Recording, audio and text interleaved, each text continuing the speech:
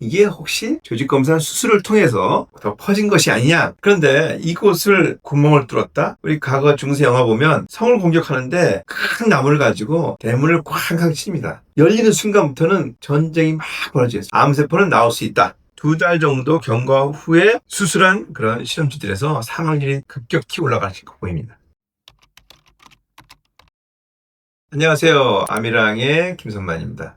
암세포를, 암조직을 잘못 건드리면 퍼진다는 얘기들을 이제 하시는 분이 있습니다. 이것이 정말 사실일까요? 아니면 그냥 일설일까요? 많은 암 환자들은 조직검사 후에 또는 수술까지 지연됨으로 인해서 불안감을 감추지 못합니다.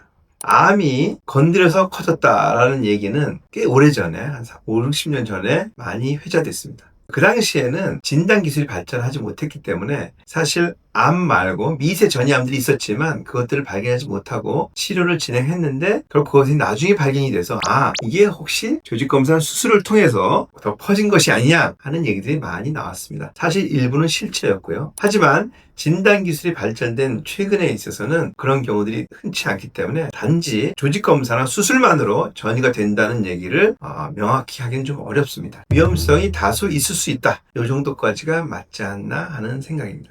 먼저 조직검사를 예를 든다면 암은 결과적으로 암이 자라는 곳과 암을 막는 그런 면역 사이의 균형입니다. 그래서 암이라는 덩어리가 조직이 있다면 그 덩어리 안쪽에는 암이 있을 것이고 암을 포함한 암의 영역이 될 것이고 바깥쪽은 우리 몸의 면역들이 계속 공격하겠죠. 경우에 따라서는 그것을 침투해 들어가는 면역세포도 당연히 있습니다. 그런데 이곳을 구멍을 뚫었다? 미세하게 뚫겠죠. 우리 과거 중세 영화 보면 성을 공격하는데 큰 나무를 가지고 대문을 쾅쾅 칩니다. 열리는 순간부터는 전쟁이 막 벌어져요. 전투가 벌어지고 죽고 싸우고 도망가고 그런 걸 본다면 그래, 뭔가 구멍을 내놓으면 여기서 나와서 암 조직이 퍼지지 않을까라는 단순한 생각을 할 수도 있습니다. 근데 사실은 조직검사라는 것은 아주 미세한 바늘을 이용하기 때문에 그렇게 크게 구멍이 나지는 않습니다. 그럼에도 불구하고 작은 구멍이라고 하더라도 암세포는 나올 수 있다. 이것도 사실입니다. 그런데 암세포가 몇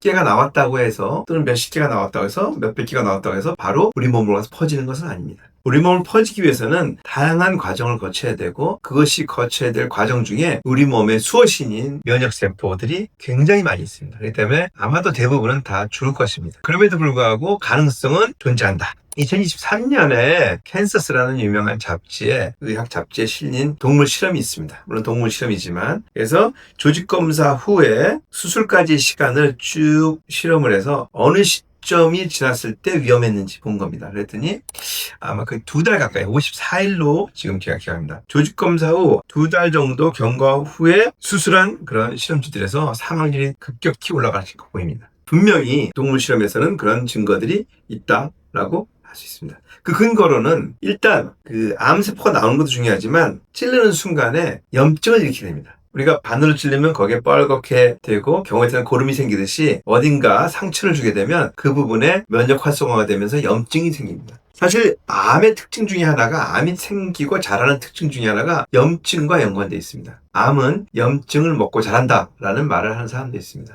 결과적으로 우리가 조직검사를 하게 되면 일부 염증을 만들기 때문에 그로 인해서 암 조직이 활성화될 수 있다는 가설은 세울 수 있는데요. 이것이 임상시험에서 완벽히 정리된 것도 아니고 또 그렇다고 하더라도 우리 몸의 면역세포가 충분히 제어할 수 있다. 하지만 조직검사를 너무 자주 하거나 또는 조직검사를 통해서 그 수술까지 시간이 길어진다면 충분히 위험성이 있다고 할 수 있습니다. 조직검사가 반드시 필요하냐 이렇게 얘기하는 분도 있습니다. 경우에 따라서는 조직검사를 안 하고 하는 수술도 있습니다. 조직검사 하기 어려운 부분이라든지 또는 명확히건 암으로 의심이 되는 그런 병변인 경우에는 할 수도 있지만 유방암 같은 경우는 조직검사를 하는 것이 기본적인 표준입니다. 왜냐하면 조직검사를 통해서 암의 분화도도 볼 수 있지만 그 암의 속도, 분화 속도 그리고 유형을 보면서 또는 허투라고 하는 굉장히 특이적인 표적 있습니다. 그 표적을 확인함으로써 치료 방법이 완전히 바뀝니다. 경우에 따라서는 수술을 먼저 하지 않고 선행항암, 그러니까 수술 전에 하는 항암을 선행항암이라거든요. 이런 걸 먼저 해서 암 크기를 줄여놓고 하는 경우도 있기 때문에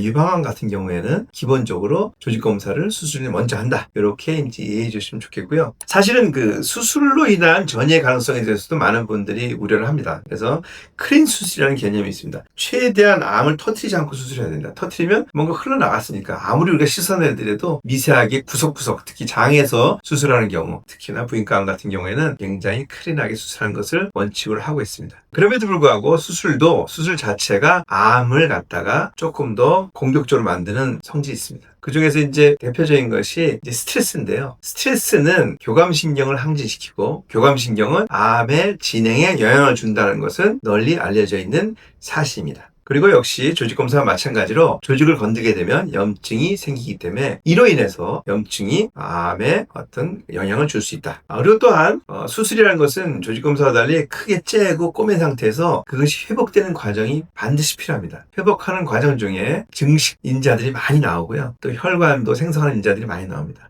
이런 부분들이 또 남아있는 또는 눈에 보이지 않던 전이된 암의 성장을 촉진할 가능성도 배제할 수는 없습니다. 결론적으로 얘기드린다면 조직검사나 수술이 암을 일으킨다는 직접적인 임상 근거는 없다. 하지만 이를 통해서 충분히 이론적으로 또는 동물 실험을 통해서 가능성은 있으므로 조직검사를 했다고 한다면 가급적 빠른 시간 내에 수술하는 것을 권하고요. 그 다음에 조직검사나 수술 전후에 혹시나 그 염증을 억제한다든지 또는 스트레스를 해소할 수 있는 그런 예방적 치료 방법이 있습니다. 그럴 때 도움을 받을 수 있는 치료들을 같이 병행한다면 환자의 암의 예후에 좋다고 아미랑은 생각합니다. 지금까지 아미랑의 김선만이었습니다. 감사합니다.